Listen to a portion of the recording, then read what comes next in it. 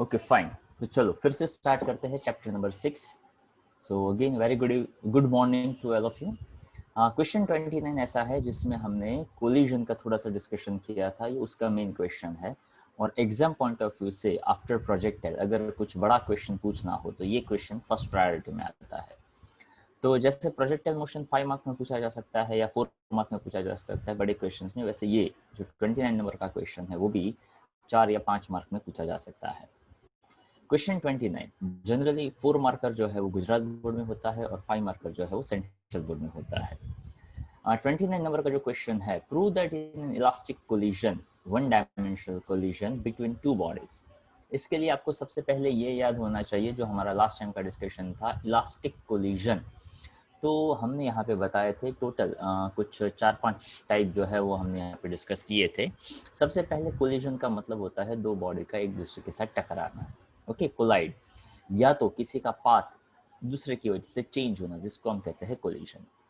उसमें main portion हमने कहा था elastic collision, inelastic collision, जो हम आज देखेंगे।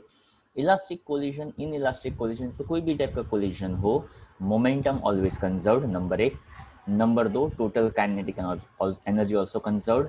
नंबर 3, अगर टोटल एनर्जी एंड मोमेंटम तो कंजर्व्ड है, पर अगर काइनेटिक एनर्जी भी कंजर्व्ड है तो elastic collision.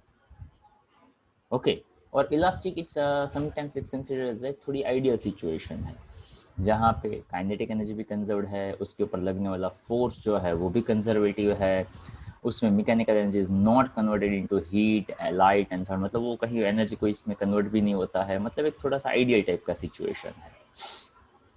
Okay, in elastic तो आप देख सकते हो momentum conserved, total energy conserved, दो एनर्जी मतलब मोमेंटम काइनेटिक एनर्जी वहाँ पे। अगर ये नॉट कंजर्व हुआ तो इन इलास्टिक, तो जो कुछ भी आपको डिफरेंशिएट करना है वो काइनेटिक एनर्जी के बेस पे आप कह सकते हैं। अगर काइनेटिक एनर्जी कंजर्व तो इलास्टिक, अगर काइनेटिक एनर्जी नॉट कंजर्व तो इन इलास्टिक, खत्म हो गई बात। उसके बाद परफेक्टली, पर है तो इन इलास्टिक। अब परफेक्टली इन इलास्टिक का मतलब क्या था, तो कि एक बॉडी दूसरे के साथ टकराए जिसमें उसका काइनेटिक एनर्जी कंजर्व ना हो और वो उसके साथ जॉइंट होकर कोई एक ही मोशन जैसा बिहेव करे, तो यहाँ पे बताया stick together after the collision and move as a single body. It is called as a perfectly inelastic collision. Head on या तो one dimensional collision. Head on का मतलब भी हमने लास्ट टाइम समझा था, it is something like that कि एक मार्बल है उसके ऊपर दूसरा मार्बल टकराता है, या तो आप कैरम खेलते हैं तो एक कॉइन के साथ दूसरा कॉइन टकराए, अगर आप पूल खेलते हो, बिलियर्ड खेलते हो, तो वहाँ पे एक बॉल के साथ परफेक्टली उसी डायरेक्शन से दूसरा अगर कोई बॉल टकराए, so that is called as a head on collision. ठीक है, तो उसमें से आज ये जो आपका क्वेश्चन था elastic collision in one dimension, तो यहाँ पे इलास्टिक बोला यानी दो बातें तो कंफर्म है, मोमेंटम कंजर्व्ड है, टोटल एनर्जी भी कंजर्व्ड है और काइनेटिक एनर्जी भी कंजर्व्ड है। इस क्वेश्चन की बेसिक रिक्वायरमेंट ये है कि अगर ये इलास्टिक कोलिजन होता हो तो आफ्टर कोलिजन फर्स्ट बॉडी का वेलोसिटी और सेकंड बॉडी का वेलोसिटी है वो क्या होगा। यहाँ पे हमें जो फोकस करना है वो फोकस करना है उसकी फाइनल वेलोसिटी निकालनी है फर्स्ट बॉडी की, और सेकंड बॉडी की भी फाइनल वेलोसिटी निकालनी है। पर क्वेश्चन का फॉर्मेट आप देख लीजिए कैसा होता है या तो कैसा हो सकता है। Prove that in an elastic one-dimensional collision between the two bodies, the relative velocity of approach before collision is equal to the relative velocity of separation after the collision. Hence, derive expression for the velocities of the two bodies in terms of their initial velocities before collision. Discuss the special cases also. तो यहाँ पे पूरा का पूरा जो है वो पहले मैं अपने आप समझा देता हूँ कैसे ये काम करेगा, उसके बाद आपके पास जो नोट्स है उसमें से हम कंपैरिजन करते करते देखते जाएंगे। तो सबसे पहला पॉइंट यहाँ पे जो आपका क्वेश्चन है उसको हम कहते हैं elastic collision in one dimension.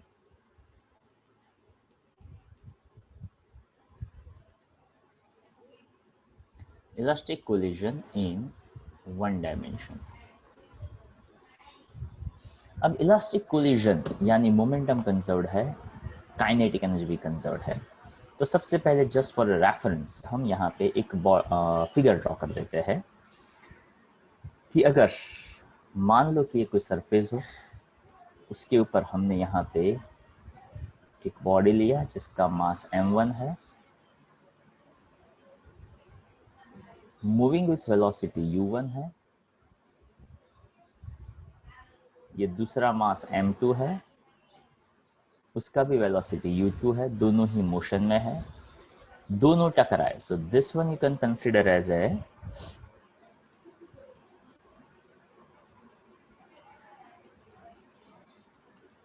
Before collision and after collision. मतलब ये दोनों जब टकराए, एक दूसरे के साथ कांटेक्ट में आए, और उसके बाद क्या हुआ, तो उसके बाद हम ऐसा समझे कि m1 जो था उसका स्पीड v1 बना और m2 जो था उसका स्पीड v2 बना। दोनों सेम डायरेक्शन में जाते हैं। यहाँ पे वन डायमेंशन है, इसलिए वेक्टर की डायरेक्शन दिखाने की ज़रूरत नहीं है।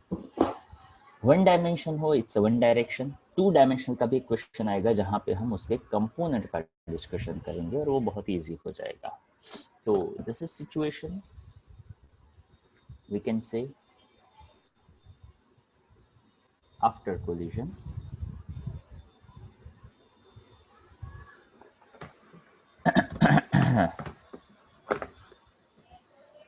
तो देखिए सबसे पहला पॉइंट हमारा ये रहेगा, inelastic collision. Okay, elastic की ही बात करते हैं पर लिखा ऐसे जाएगा, inelastic collision total momentum is conserved। तो टोटल मोमेंटम इज कंजर्व्ड का मतलब हम ऐसा कहेंगे, initial momentum is equal to final momentum. Okay, तो दोनों का मोमेंटम लेना है। इनिशियल मोमेंटम हम कहेंगे m1 u1 plus m2 u2। Final momentum बन जाएगा m1 v1 plus m2 v2। अब यहाँ पे m1 वाला जो है इनिशियल और फाइनल कॉमन मुझे लेना है m1 के रिस्पेक्ट में और m2 के रिस्पेक्ट में। तो हम क्या करेंगे, m1 वाला एक साइड ले लेंगे, तो m1 एक साइड आ गया, तो u1 माइनस v1 कहना पड़ेगा, और m2 वाला ये इधर जाएगा, तो आप ऐसा कह सकते हो v2 माइनस u2, जिसको मैं कहूँगा इक्वेशन 1। तो पहला इक्वेशन मुझे मिल जाता है मोमेंटम के बेस पे, दूसरा इक्वेशन मुझे मिलेगा काइनेटिक एनर्जी के बेस पे, और हम वहां पे ऐसा कहेंगे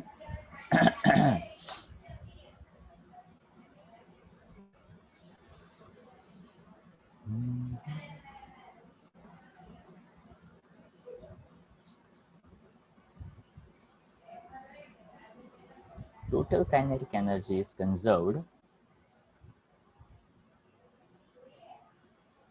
तो initial kinetic energy is equal to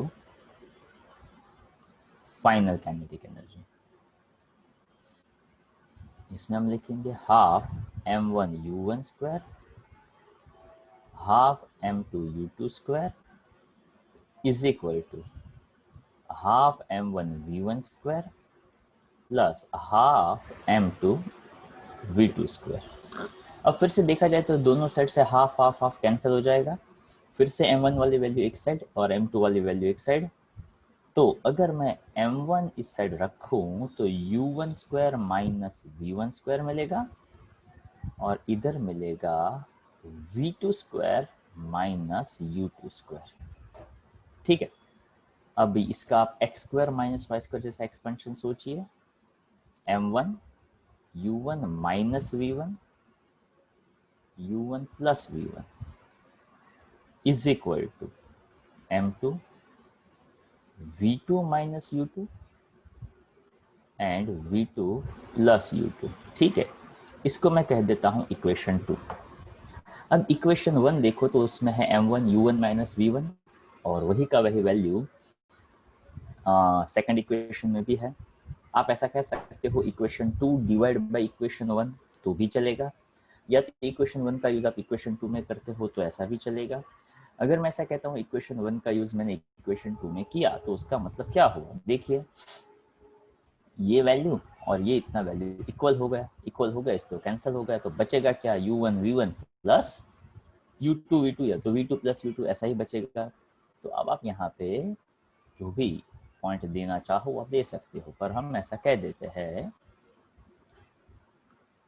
कि इक्वेशन 2 डिवाइड बाय इक्वेशन 1। तो देखिए इक्वेशन 2 है, उसमें है m1 u1 v1 u1 plus v1 divide by m1 u1 करेंगे तो कैंसिल हो गया, बचेगा क्या, u1 प्लस v1 और इधर से बचेगा v2 प्लस u2। तो जैसे आपने डिवाइड किया तो इस साइड बचता है u1 plus v1 and u2 plus v2। I hope इतना क्लियर होगा आपका। अब क्या करना है, तो कि अब कोई भी एक इक्वेशन, तो कि फॉर एग्जांपल मैं v2 को सब्जेक्ट ऑफ इक्वेशन बना दूं तो u1 plus v1 minus u2 इसको मैं इक्वेशन 3 कह दूं, और बस इस v2 का वैल्यू, ये जो इक्वेशन है ना 1, या तो ये इक्वेशन कोई भी एक इक्वेशन में आप डाल दो तो आपका काम हो जाएगा। वैसे ये मेन इक्वेशन है इसलिए इसको कोई नंबर दे देता है, इसको मैं कह देता हूँ इक्वेशन ए।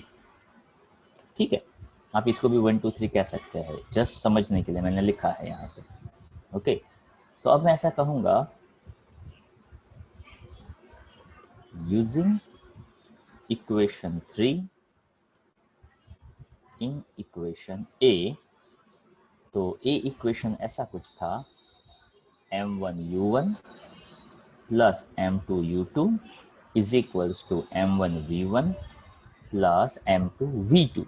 v2 की जगह पे मैं लिख देता हूँ u1 plus v1 minus u2।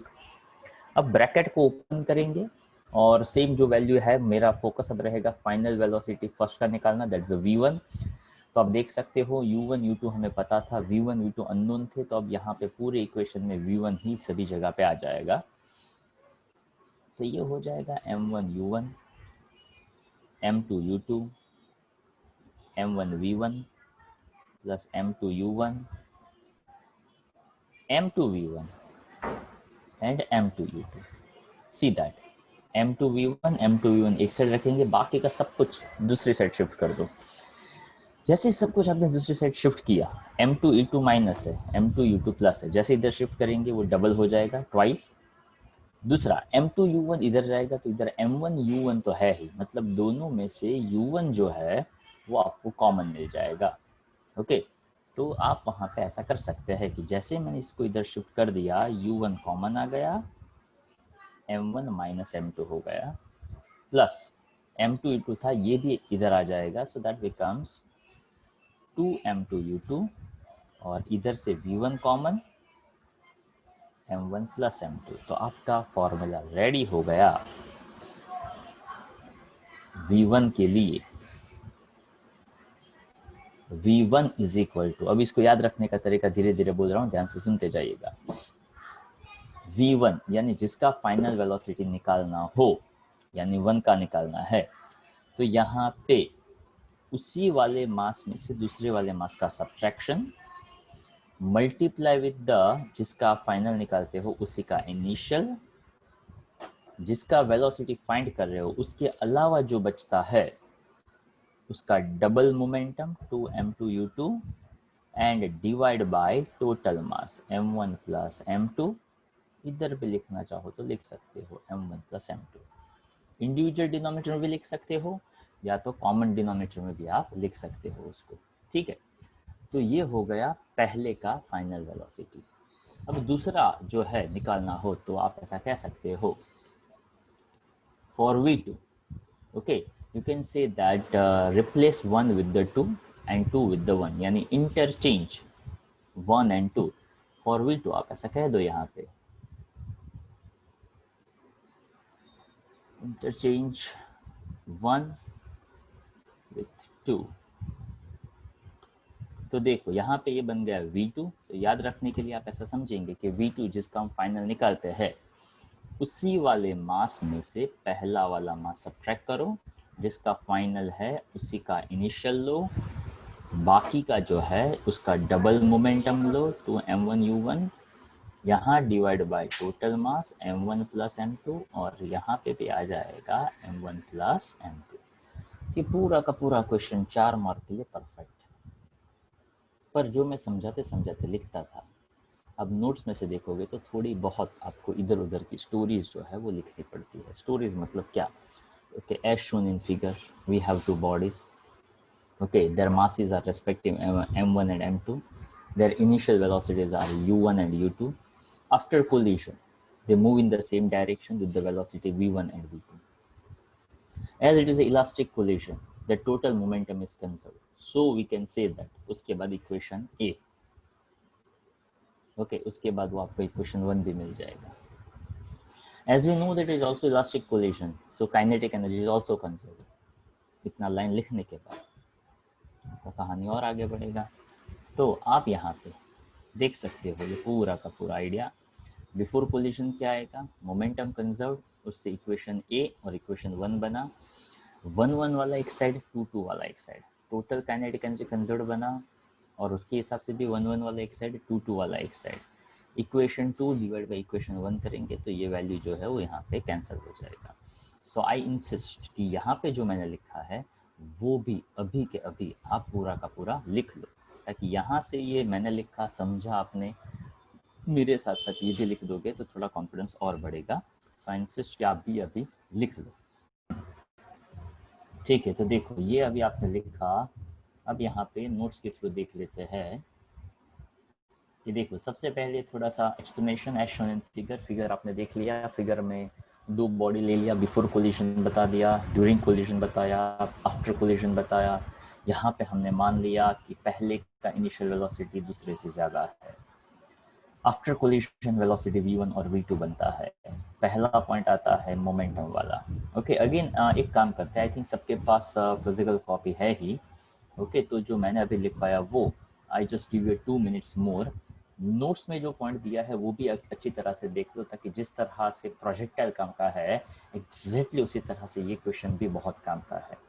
पर होता क्या है कि जैसे प्रोजेक्टाइल भी एग्जाम में हम पूछते हैं तो 10 में से 6 लोग उसको परफेक्टली नहीं लिख पाते हैं, 4 ही लोग लिख पाते हैं। Same happened with this question कि पता नहीं पर स्टूडेंट कहीं ना कहीं पे कोई ना कोई गलती कर देते हैं। तो सबसे पहले आप ये पॉइंट समझ लो कि क्या आपको एक एक पॉइंट समझ में आता है या नहीं आता है। I just give you 2 minutes more. अब आप नोट्स में से देख लो कि कोई ऐसा पॉइंट है जो आपको नहीं समझ में आता है। ठीक है, first of all do it check fast. फिर से समझाता हूँ, देखिए जैसे VSC रिलेटिव वेलोसिटी का कॉन्सेप्ट, क्या आप उसको ऐसा समझ सकते थे कि एक का वेलोसिटी दूसरे के रिस्पेक्ट में, velocity of scooter with respect to car, then VS minus VC में कह सकता था।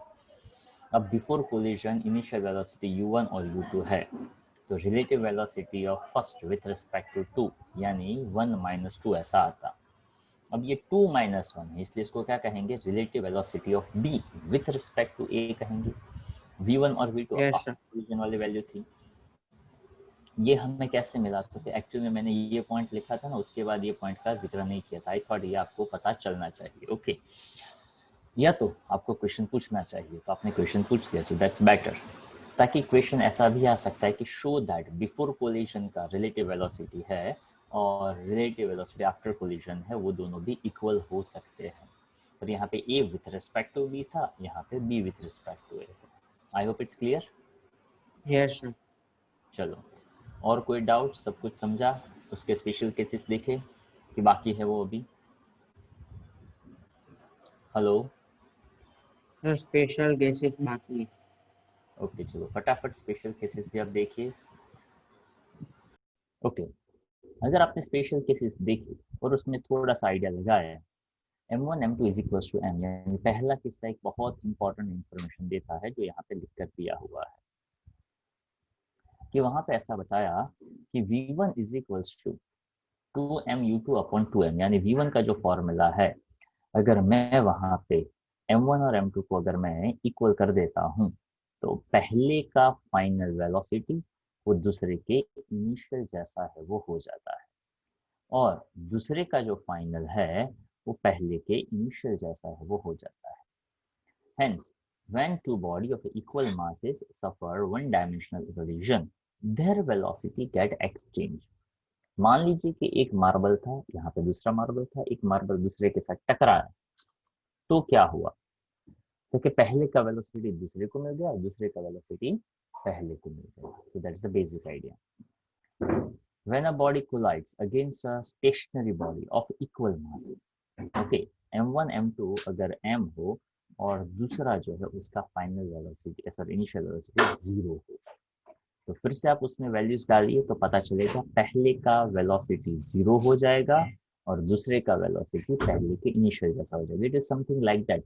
ये स्टेशनरी है, ये मोशन में आया, जैसे इसके साथ टकराया, ये रुक गया और ये इस डायरेक्शन में आगे बढ़ा। दैट्स द बेसिक आइडिया कि पहला जो वेलोसिटी से आ रहा था वो रुक गया, मतलब उसका फाइनल वेलोसिटी 0 हो गया, और जो दूसरा स्टेशनरी था उसको पहले वाले का वेलोसिटी मिल गया, तो v2 is equal to u1। तो उसी बेसिस पे यहाँ पे स्पेशल केसेस जो है वो आपको बताया गया। अगेन से life stationary body m1 greater than m2 है, उसमें आप m2 ग्रेटर देन m1 का किस्सा भी ले सकते हैं, उसके हिसाब से आपको v1 v2 जो है वो मिल सकता है। ठीक है, अब उसके बाद ये जो 30 नंबर का क्वेश्चन है उसमें थोड़ा बहुत आइडिया और ज्यादा लगाना है। It is about what is a perfectly in elastic collision. जो पहले वाला क्वेश्चन था वो सबसे ज्यादा पॉसिबिलिटी के पूछा जाए। अब what is a perfectly in elastic, perfectly in elastic का मतलब हमने निकाला था कि दो बॉडी हो, उसमें पहला बॉडी दूसरे के साथ चिपक जाए और दोनों को एक कॉमन वेलोसिटी के साथ जाए। तो बिफोर कोलिजन यहाँ पे हम ऐसा कहेंगे कि पहला है वो वेलोसिटी के साथ आया, दूसरा है वो स्टेशनरी था, पर जब वो दोनों टकराए उसके बाद दोनों का एक कॉमन वेलोसिटी बना। अगर इतना समझ में आ गया तो आपका काम आसान। Show that the kinetic energy is invariably lost in such collision. मतलब क्या? क्योंकि वहां पे हमें पता ही है कि काइनेटिक एनर्जी का लॉस होता ही है, पर कितना लॉस होता है, क्या लॉस होता है, वो हमें यहाँ पे बताना है। तो बहुत ही सिंपल सा idea. First of all momentum is conserve. Momentum conserve में क्या आएगा? तो फिर देखो पहली लाइन है clear, m1u1 plus m2u2 is equals to, अब दोनों साथ साथ आ गए यानी m1 plus m2 into final velocity v।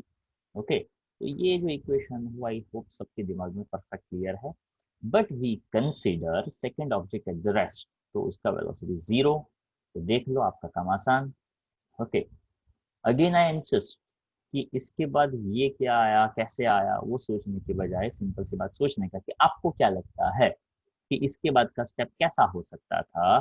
तो अगर मुझे ऐसा लगता है कि मुझे m1u1 is equals to m1 plus m2 into v, ये स्टेप लिखना है तो लिख लो। Then final velocity is equals to m1u1 upon m1 plus m2, m1u1 upon m1 plus m2। Then after change in kinetic energy, initial minus final, initial velocity u1 था, final velocity v square था। अब करना क्या है, ध्यान से सुनना है आपको कि अब जो मेरे पास ये v है उस v की जगह पे मैं ये वैल्यू डाल दूंगा। हाँ, ये जो पॉइंट है वो भी काफी लोग है ना, वो सीधा सीधा देखते हैं कि यार ये कैसे आया कैसे आया कैसे आया। आई सजेस्ट ऑलवेज कि आप थोड़ा सा हल्का सा मैथ्स यूज कर लिया करो, मल्टीप्लिकेशन, डिवीजन, एडिशन, सब्ट्रैक्शन, तो पता चल जाएगा कि ये कैसे आया। ओके, यहाँ पे लिख कर दिया है, फिर भी मैं अपने हाथों से लिखता हूँ ताकि काफी लोगों को उसमें ज्यादा मजा आता है कि आप जब लिखते हो ना तो बहुत मजा आता है। तो चलो वो मजा मैं भी करवा देता हूँ।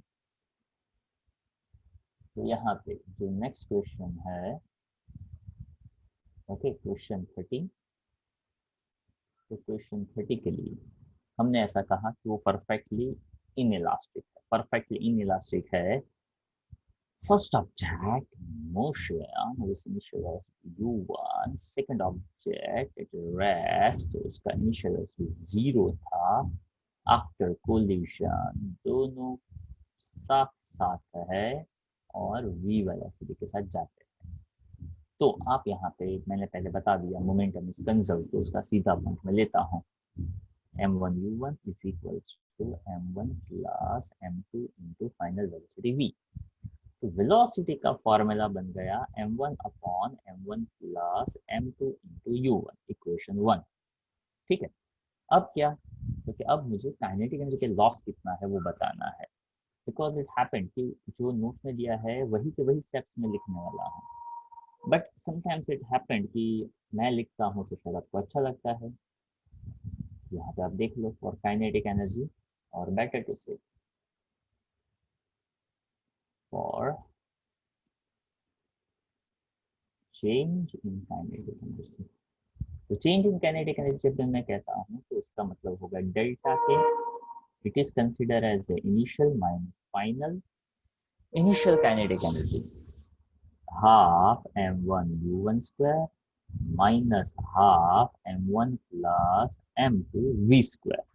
पर v स्क्वायर को मैं यहाँ पे ऐसा लिख देता हूँ m1 square upon m1 plus m2 whole square and u1 square. ठीक है, मतलब मैंने v का स्क्वायर कर दिया। अब क्या, क्योंकि m1 प्लस m2 एक बार, m1 प्लस m2 नीचे दो बार, एक बार वहां से कैंसिल हो जाएगा, पूरा का पूरा half m1 u1 square common आ गया, बचा क्या 1 माइनस, ये तो पूरा का पूरा एक बार डिनोमिनेटर में बचा m1 u1 स्क्वायर, यानी ऊपर से बचा m1, नीचे से बचा m1 प्लस m2। अब यहाँ पे थोड़ा सा आइडिया लगाइए, m1 प्लस m2 मल्टीप्लाई होता, माइनस m1 करता, तो m1 m1 कैंसिल, न्यूमरेटर में बचता सिर्फ m2 और नीचे आता m1 प्लस m2।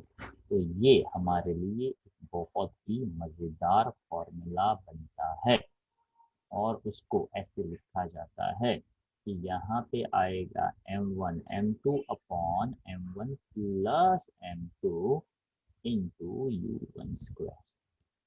कैसे, देखिए फिर से बता दो, m1 प्लस m2 इधर जाता, माइनस m1 करता, m1 m1 कैंसिल होता, तो सिर्फ m2 बचता, ऑलरेडी m1 तो था ही, m2 आ जाता मल्टीप्लाई होने, और नीचे बचता है m1 प्लस m2 का एडिशन। तो ये मैंने इस तरीके से लिख दिया m1 m2 upon m1 plus m2। So delta k is equal to half m1 m2 upon m1 plus m2 into u1 square. So this is the simple idea for perfectly inelastic body। और ये delta के मिलने के बाद यहाँ पे बता दिया this is the positive quantity and the kinetic energy is lost main in the form of heat and sound. अगर वो परफेक्टली इनइलास्टिक है तो होता ही है, इसलिए फाइनल और इनिशियल का रेशियो ले लिया, और रेशियो लेने से एक वैल्यू यहाँ पे सिर्फ उसने बता दिया कि अगर मैं कोई वैल्यू डालता तो अल्टीमेटली क्या होता, तो यहाँ पे बहुत कॉमन सी बात बनती, m1 कैंसल, ये एक डिनोमिनेटर कैंसल, पर इतना पता चलता m1 upon m1 plus m2, यानी डिनोमिनेटर है वो न्यूमरेटर की वैल्यू से बड़ा होता। अगर डिनोमिनेटर बड़ा होता तो of course that is a less than 1 होता। अगर वो लेस देन 1 होता तो इसी पॉइंट को मैं ऐसे लिख सकता था कि kf upon ki is less than 1, so I can say that kf is less than ki, यानी final kinetic energy initial kinetic energy से छोटा होता। फाइनल काइनेटिक एनर्जी तभी छोटा होगा जब वहां पे कोई ना कोई एनर्जी का लॉस होगा।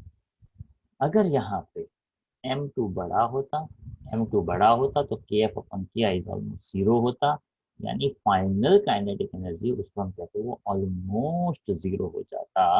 And when light moving body collide against any massive body like that, कि अगर मान लो एक फुल स्पीड में बाइक जा रहा है और आगे एक ट्रक खड़ा था, वो बाइक वाला उस ट्रक के साथ टकरा गया, then what is effect of the kinetic energy of the truck? Truck तो स्टेशनरी था, उसको कौन सा काइनेटिक एनर्जी मिलेगा? बाइक जो टकराया वो वहीं का वहीं रुक जाएगा, वो वहीं का वहीं शायद टूट भी जाएगा, वहां पे डैमेजेस ज्यादा होंगे। ट्रक को क्या होगा? क्योंकि ट्रक को कुछ नहीं होगा। वही तो ये बताते हैं कि जब कोई लाइटर बॉडी आके हैवियर बॉडी के साथ टकराता है तो सिर्फ उसके साथ चिपक जाता है। Okay, So massive body at rest and stick to it and practically all of its kinetic energy lost. जो पूरा का पूरा आके टकरा गया तो पहले वाले का काइनेटिक एनर्जी 0 हो गया, दूसरे वाले को तो कोई फर्क नहीं पड़ता है, वो तो जहां है वहीं का वहीं रहता है। आई होप समझ में आया होगा। चलो किसी को कोई डाउट ये क्वेश्चन में? No sir. ओके, अब ये जो क्वेश्चन है इस क्वेश्चन से न्यूमेरिकल्स आएंगे। इससे पहले जो हमने फॉर्मूला क्वेश्चन देखा 29 वाला, वहां पे जो बड़ा फॉर्मूला था ना उसको याद रखने का तरीका मैंने बताया, फिर से उसको रिवाइज करवा देता हूँ और उसके बाद ये 2 डायमेंशनल वाला किस्सा है वो मैं स्टार्ट करता हूँ। यहाँ पे मैंने कहा कि इसको आप कैसे याद रखेंगे। देखो पहले का फाइनल, तो जिसका भी फाइनल वेलोसिटी निकालते हो उस वाले मास से 1 का फाइनल, तो 1 - 2 का mass upon total mass multiply by पहले का इनिशियल। जिसका फाइनल निकालते हो उसका डबल मोमेंटम यानी 2m2u2 upon m1 plus m2। जिसका फाइनल निकालते हो उस वाला का मास यानी m2 minus m1 into u2 upon m1 plus m2, 2m1u1 upon m1 plus m2। अच्छा, अगर आप लोग स्कूल में रेगुलरली लेक्चर अटेंड करते हो, वहाँ पे पढ़ते हो, देखते हो, समझते हो, तो हो सकता है कि ये जो V2 लिखा है ना वहाँ पे आप माइनस साइन देखो। माइनस साइन कैसे आएगा? तो कि ऊपर वाला फॉर्मेट जैसा देखना हो ना, ऐसा मैं नीचे वाले में फॉर्मेट कन्वर्ट कर लूँ ना तो माइनस साइन आ जाएगा। कैसे, कोई बताएगा?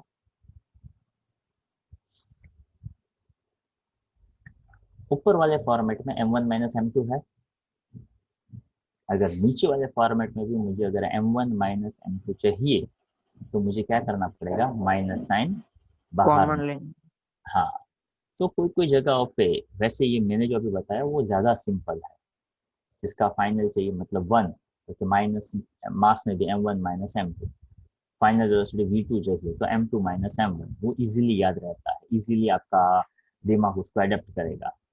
वो माइनस वाला है वो थोड़ा सा प्रॉब्लम क्रिएट कर सकता है। तो ये जो मैंने बताया, वैसे ये क्वेश्चन को सॉल्व करने के 2-3 और भी तरीके हैं, but I think this is the easiest one as well as simplest one. कोई कोई जगह पे जैसे ये u1 v1 plus u2 v2 का जो पहले लाइन लिखा है, एक तरीका ऐसा भी है कि इसको m1 से मल्टीप्लाई कर दो, बाद में जो मोमेंटम था उसमें से इसको सब्ट्रैक्ट करो, मतलब काफी बड़ा बड़ा बड़ा बड़ा बड़ा फॉर्मेट है वो लेना चाहते हैं। ओके, बट आई इंसिस्ट कि ये आई थिंक थोड़ा सिंपलेस्ट है, तो आप इसी को कंटिन्यू करेगा। अगर स्कूल में कोई अलग तरीका भी बताए तो भी आप यही तरीका लिख सकते हो, because concept is important. Okay, it is not like that इसमें ऐसा बताया तो ऐसा लिखना है या तो ऐसा बताया तो ऐसा लिखना है। ठीक है, अब ये जो था वो था 1 डायमेंशनल, अब देखते हैं 2 डायमेंशनल।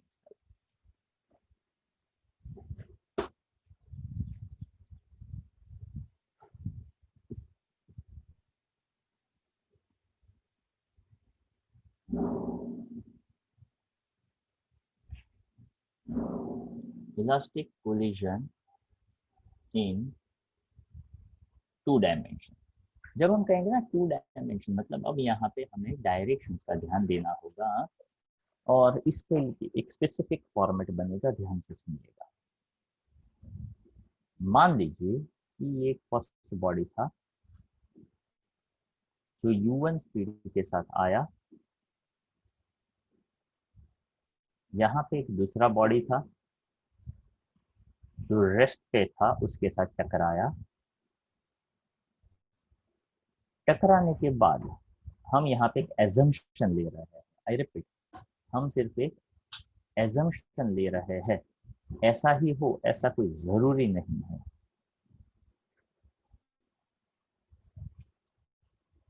हमारा एजम्पशन ऐसा है कि जैसे ये टकराए तो मान लो कि पहला बॉडी इधर गया और मान लो कि दूसरा बॉडी को ये डायरेक्शन में गया। हमने सिर्फ मान लिया कि पहला बॉडी θ1 एंगल के साथ, दूसरा बॉडी θ2 एंगल के साथ, फाइनल वेलोसिटी v1 के साथ और फाइनल वेलोसिटी v2 के साथ एक्स वाई प्लेन में गया।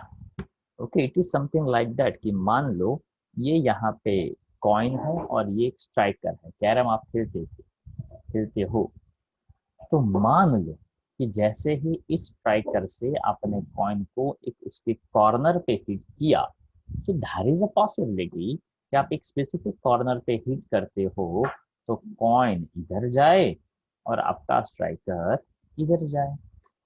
Okay, so it is just a possibility. हो सकता है दोनों साथ साथ जाए तो क्या हाँ, हो सकता है ये ऊपर जाए और नीचे जाए तो क्या हाँ, हो सकता है दोनों कहीं और जाए तो क्या हाँ। पर हमें तो एक सिचुएशन समझना था, इसलिए हमने दोनों वेलोसिटी को टू डायमेंशन में लिया।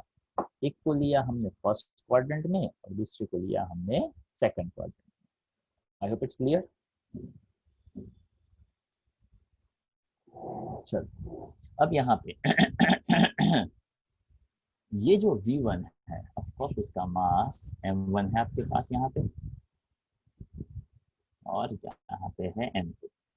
अब है तो इलास्टिक कोलिजन, यानी कहानी तो जहां से स्टार्ट करते हैं वहीं से करेंगे, और कहानी स्टार्ट करनी है मोमेंटम इज कंजर्व्ड से। ओके, तो आप यहाँ पे ऐसा कह सकते हैं, मोमेंटम इज कंजर्व्ड। अगर हम कहते हैं मोमेंटम कंजर्व्ड है, तो बिफोर कोलिशन यानी initial momentum is equal to final momentum, ऐसा बताना पड़ेगा। तो इनिशियल मोमेंटम तो वन डायमेंशन में है,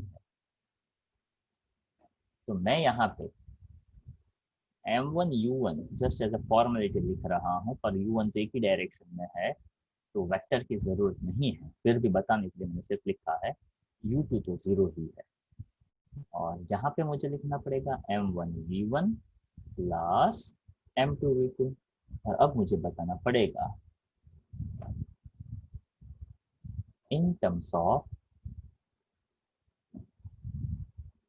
कंपोनेंट्स, यानी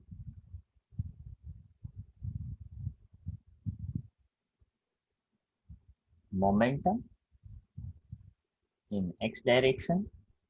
तो x डायरेक्शन का मोमेंटम इनिशियल तो है ही m1 u1, वो x से ही आ रहा था, तो जिसने बनाया थीटा वो बनाता है cos थीटा। तो क्या मैं ऐसा कह सकता हूँ m1 v1 cos theta 1 plus m2 v2 cos theta 2, ताकि चाहे फर्स्ट क्वाड्रेंट हो चाहे फोर्थ क्वाड्रेंट हो, दोनों का x पॉजिटिव रहेगा।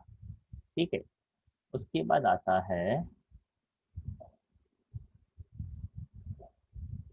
मोमेंटम इन y डायरेक्शन। तो देखो, तो बिफोर कोलिशन कोई भी मोमेंटम y डायरेक्शन में है ही नहीं, इसलिए बिफोर कोलिशन मोमेंटम हो गया जीरो।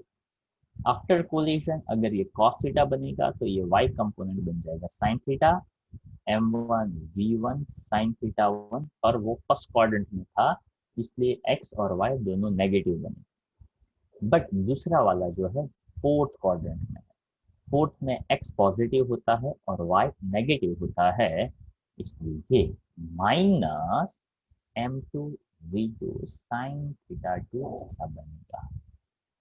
तो जनरल वे के लिए equation 1, you can say it's equation 2 and you can say equation 3। Velocity या तो मोमेंटम, मोमेंटम की डायरेक्शंस होती है, मोमेंटम वेक्टर क्वांटिटी है, तो कंजर्वेशन ऑफ मोमेंटम आ गया। अब आता है काइनेटिक एनर्जी। काइनेटिक एनर्जी जो है वो वेक्टर क्वांटिटी नहीं है, तो वहां पे डायरेक्शंस या तो उसके कंपोनेंट्स नहीं आएंगे। तो मैं यहाँ पे सीधा सीधा बहुत ही सिंपल वे से ऐसा कह सकता हूँ,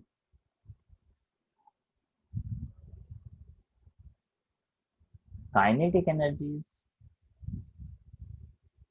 या तो ऐसा कह दो सिंपल वे में, एकदम एकदम सिंपल आप ऐसा कह सकते हो, kinetic energy is conserved and initial kinetic energy is equals to final kinetic energy, और बात हो गई खत्म।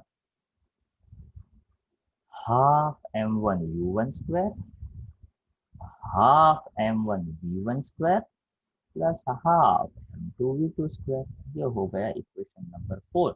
और यहाँ पे क्वेश्चन खत्म। क्या करना था, तो क्या मोमेंटम बता दिया, मोमेंटम वेक्टर क्वांटिटी था इसलिए वहां पे उसका कंपोनेंट्स लेना पड़ता है। काइनेटिक एनर्जी वेक्टर क्वांटिटी नहीं है तो सीधा सीधा बताना पड़ेगा। पर यहाँ पे ये जो फिगर दिया है, ये जो फिगर का सिचुएशन दिया है, उस बेसिस पे एक दो क्वेश्चन आएंगे जिसका भी अभी हम डिस्कशन करेंगे, तो आपको परफेक्ट उसका आइडिया जो है वो दिमाग में आ जाएगा। ठीक है, यहाँ पे देखो उसका कंपैरिजन बता देता हूँ।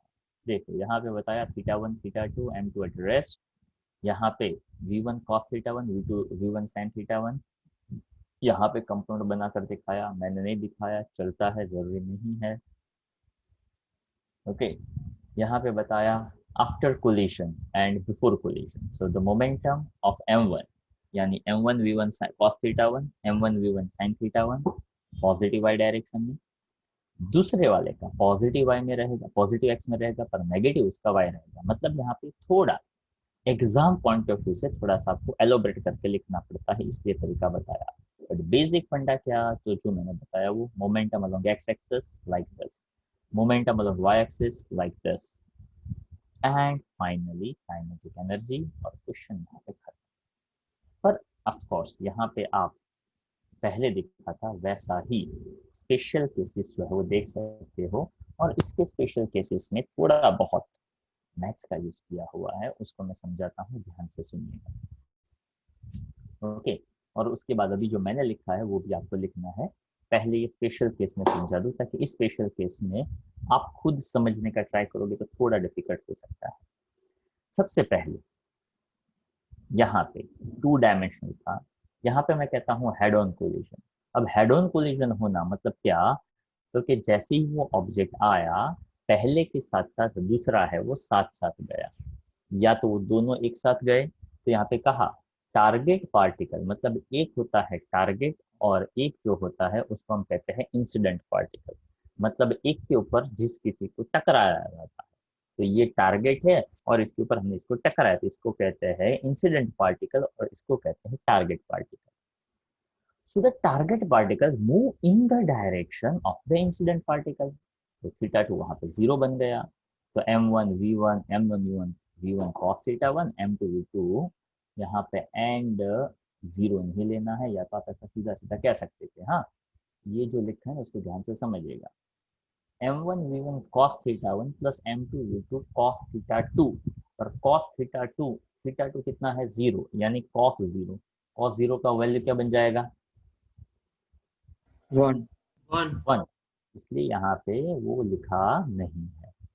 तो ये एक्स एक्सिस का मोमेंटम हो गया, वाई एक्सिस में तो बिफोर कोलिजन 0 ही था, तो सिर्फ आएगा m1 v1 sin θ1 और m2 v2 sin θ2, फिर से sin 0 तो 0 हो जाता है, इसलिए ये x का मोमेंटम या तो बिफोर कोलिजन आफ्टर कोलिजन, और ये y का before collision and after collision momentum बन गया। बस जस्ट फॉर द रेफरेंस, ऐसा शायद कोई क्वेश्चन क्रिएट करे हेड ऑन कोलिजन वाला, तो वहां पे कंडीशंस अप्लाई कि उसका θ2 जो है वो 0। दूसरा पॉइंट ये थोड़ा समझिएगा, मजेदार है। Okay, but it's just for the reference. Okay, तो इसमें इतना ज्यादा वो डिटेलिंग नहीं जाना है, फिर भी आई इंसिस्ट कि आप समझो तो मजेदार है। Elastic collision of two identical particles, identical का मतलब क्या है, m1 is equal to m2 is equal to m, बहुत सिंपल सी बात। तो सबसे पहले काइनेटिक एनर्जी बता दिया, हाफ m1 q1 स्क्वायर, पर m1 और m2 की जगह पे m ले लो, you can see that half m सभी साइड से cancel, u1 square is equal to v1 square plus v2 square, यानी ये एक पॉइंट आ जाएगा, काइनेटिक एनर्जी खत्म। अब ये मोमेंटम वाला जो किस्सा है ना, वो ऐसा समझाना चाहता है कि अगर वो इलास्टिक कोलिजन हो और दो सेम पार्टिकल हो, तो यहाँ पे जब वो टकराएंगे तो दोनों एक दूसरे से परपेंडिकुलर मूव करेंगे।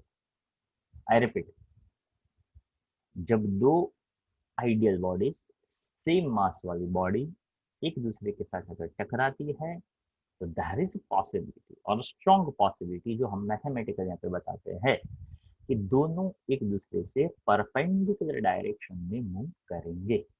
कैसे, तो m u1 m v1 m v2 जो मैंने बताया मोमेंटम, ऑन दैट बेसिस, जैसे यहाँ पे काइनेटिक एनर्जी कहा ना, बस इस बात को समझिएगा, ताकि ये एक बहुत ही मजेदार पॉइंट है कि यहाँ से मुझे बताना है या तो मुझे वैल्यू मिली क्या, तो कि यार u1 square equals to v1 square plus v2 square, ये एक पॉइंट मिला। इससे क्या मिला, तो कि इससे मुझे यहाँ पे कोई वेक्टर का साइन नहीं था, यहाँ पे मुझे वेक्टर का साइन मिला u1 is equals to v1 plus v2 vector के साथ। अब मैं क्या करता हूँ, इसी के साथ डॉट प्रोडक्ट लेता हूँ, और आपको पता है I dot I, J dot J और के डॉट के क्या होता है, zero. I dot I, J dot J, याद नहीं रखने का, समझ कर करने का, और आंसर देने से पहले सोचने का। कुछ स्टेप्स मैंने बताए थे। आई डॉट आई यानी कौन सा प्रोडक्ट, तो फिर डॉट प्रोडक्ट, डॉट प्रोडक्ट में डो को मो यानी कौन आएगा, कॉस थीटा आएगा। आई डॉट आई यानी what is the angle between them, okay zero. Cos zero क्या होता है, 1 हाँ, तो आंसर जीरो आएगा कि वन आएगा, नहीं 1 आएगा। 1 हाँ, ओके। तो जो जल्दी आंसर देता है उसको गलत ही आंसर मिलता है। अभी जो मैंने 4 स्टेप बोले ना, तो धीरे धीरे ऐसे नहीं सोचना है, वो बाय द प्रैक्टिस आपका काम फटाफट हो ही जाएगा, ओके।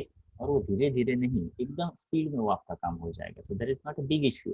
पर जब हम उसको धीरे धीरे समझते हैं तो दिमाग में क्लैरिटी के साथ आता है। तो देखो u1 का u1 के साथ dot product, v1 plus v2 का इसके साथ डॉट प्रोडक्ट, और हमें पता है इसका इसके साथ डॉट प्रोडक्ट यानी मैं कहूँगा u1 स्क्वायर। अब हमें पता है v1 का v1 के साथ, v1 का v2 के साथ, v2 का v1 के साथ, और v2 का फिर से v2 के साथ, that something like x plus Y whole square जैसा ही होगा ना, X square plus Y square plus 2xy। देखो, पर ये वेक्टर है, इसलिए v1 square v1 dot v1, v2 square v2 dot v2। पर एक था v1 v2 और एक था v2 v1, पर ये दोनों थे डॉट प्रोडक्ट, इसलिए लिखना ऐसे पड़ेगा 2v1 डॉट v2। हाँ, अब क्या, तो क्या अब मेरे पास ये आइडिया था, u1 स्क्वायर की जगह पे मैं v1 square plus v2 square लिख सकता था, या तो v1 square plus v2 square को रिप्लेस कर सकता था u1 स्क्वायर के साथ। दोनों आइडिया ये कहता है कि इन शॉर्ट उसको इक्वेशन से हटाना है। तो ये u1 स्क्वायर हट गया, 2v1 dot v2 is equal to 0 बन गया, तो v1 डॉट v2 0 बन गया। कब किसी का डॉट प्रोडक्ट 0 होता है, किस किस का डॉट प्रोडक्ट 0 होता है, ऐसा भी आप कह सकते हैं। एंगल एंगल 90 90 होता है। I dot J, J dot K dot K dot I, I. Okay. तो उन सभी का डॉट प्रोडक्ट 0 होता है। चलो बताएंगे क्यों वो 0 होता है। एंगल 90 होता है, cos 90 0 होता है। एग्जैक्ट ऐसा सोचने का था, डॉट प्रोडक्ट यानी कॉस थीटा, वहां पे एंगल 90 बना, कॉस 90 0 होता है। तो ये उसके सम बेसिक्स पॉइंट्स है, okay. So again I insist कि आप पहले यहाँ पे जो दिया हुआ है वो हमने जो लिखा है यही आप भी लिख लो, ओके। फटाफट लिख लो, चलो। तो देखो, ये अगर लिख लिया तो अब यहाँ पे आप देख सकते हो कि इसका जो थियोरेटिकल पोर्शन है वो यहाँ पे खत्म हो गया है, ओके। अब इसके जो न्यूमेरिकल्स वगैरह देखने हैं, जिसमें अभी जो मैंने बताया ना, ऐसे क्वेश्चन ज्यादा आएंगे जो हम प्रैक्टिस में करेंगे तो पता अच्छी तरह से चल जाएगा।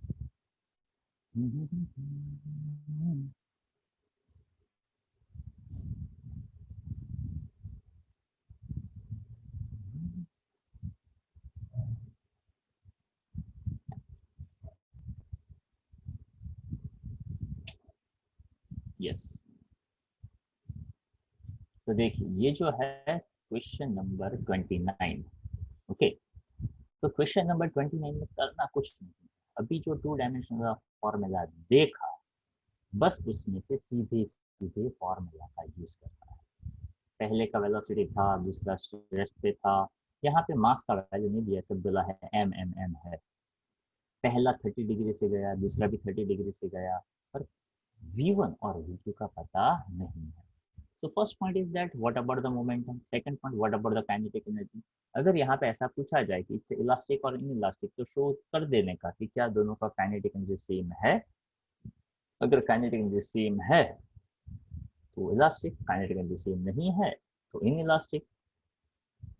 तो देखो first point is about the momentum, mass into velocity, दूसरा रेस्ट पे था m1 v1 cos 30 m2 v2 cos 30, यहाँ पे mm दोनों में सेम है। तो पहला फॉर्मूला मुझे ऐसा कुछ मिला, v1 plus v2 is equal to 6√3। बहुत सिंपल सा है, उसमें कुछ नहीं करना है आपको।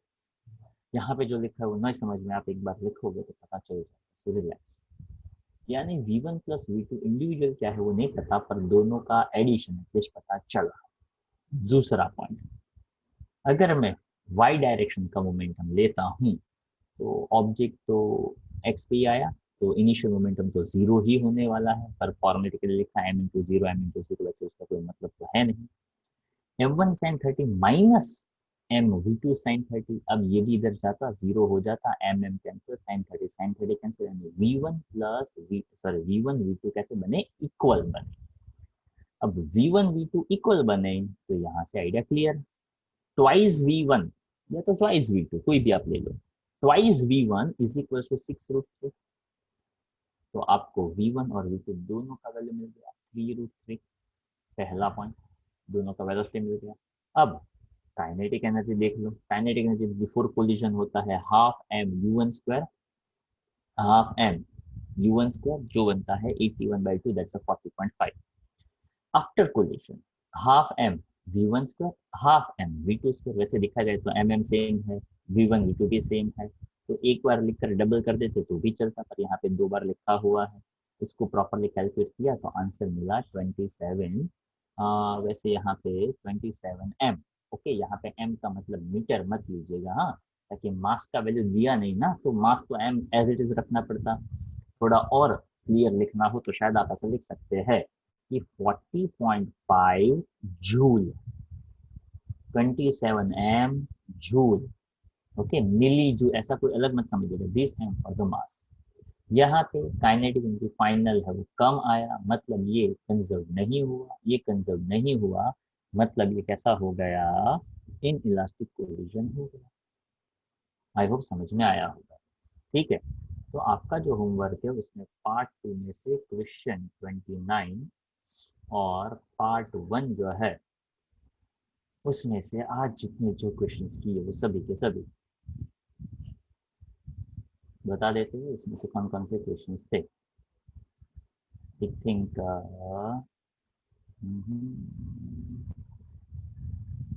29 से हमने स्टार्ट किया। यस, ये वाला जो था ना 29 से, तो आपका होमवर्क पार्ट 1 क्वेश्चन 29, 30, 31 और 2, ये वाला लास्ट वाला आई थिंक।